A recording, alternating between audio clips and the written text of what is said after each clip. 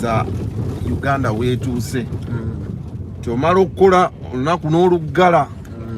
n'olowooza nti pressure y'olunaku ogimazi naye ng'ate okyalina okuyiriba ebirala yeewaka kati bakutunuulidde okomyewo n'akaveera kaliwa enaka zino okunoonya n'obamu ezakaveera ffe tudduka buddusi ne weesogge owuwo n'oggulawo ne weebaka gwe okyali muto kati kati nina famire emmotoka ogivuze olina okulaba nti otuuka tosise aye mulina pressure motoka ekusikiddeko okukuba bakubye ebifaananyi Jaxta wuli esse embeera gye tutambuliramu kale kwegamba nzibu nnyo. That is why more people are actually running media ne badduka abantu bali biddukamu kiba bagenze bweru wegwanga bagenzewa actually nange n'ekintu kyembeerawo ne ŋŋamba ebyaddala osobola otuuka media erinnya n'olikola n'otuuka nga katulaba nga ffe wano okola emboozi n'egenda n'eyita ku TV naye n'oyita gy'osula nga bonna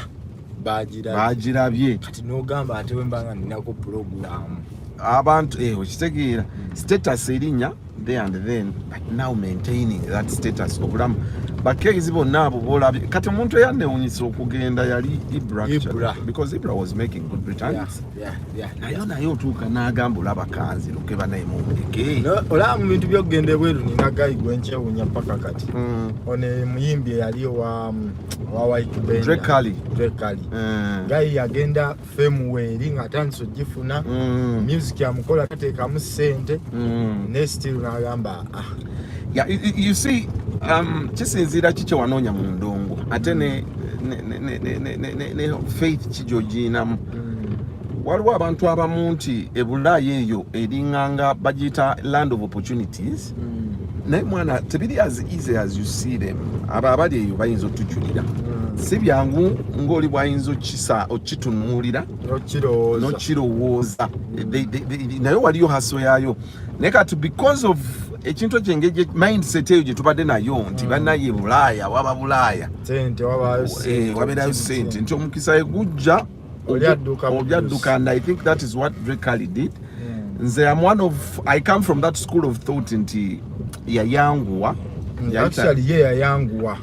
ogenda kubanga at any time Drake yali asobola okugenda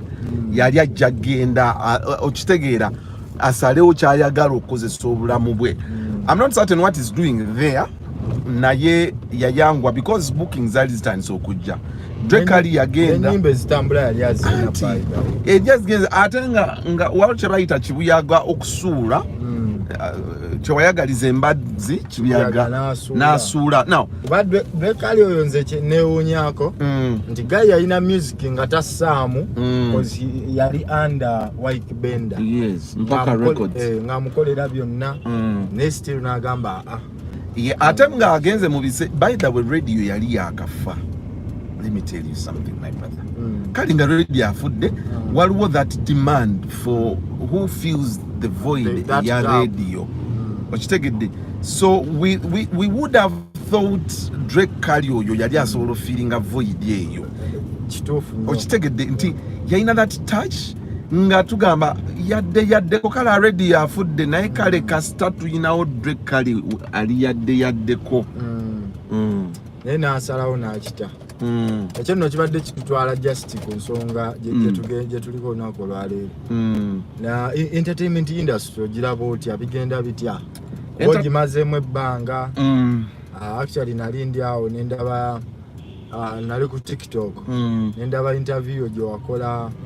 n'abaana ba Chameleone waliwo interview ng'obwana bwa Chameleone nga buto nnyo webuti naye kati okulaba nti ate bulina myaka 18 bukuze I think industry oba ogimazeemu ebbanga mba ngimazeemu of course me I'm making more than I'm about nawezeza 10 years I'm making now 11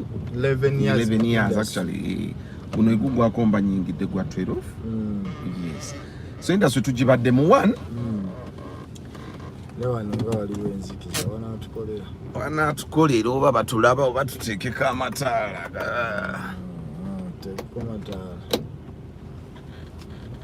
tubeerewo bajja biraba ya industry gye yatandikira of course biseera we twatandikira akatogo ako Douglas ndowooza we yatandikira that show yakola nnyo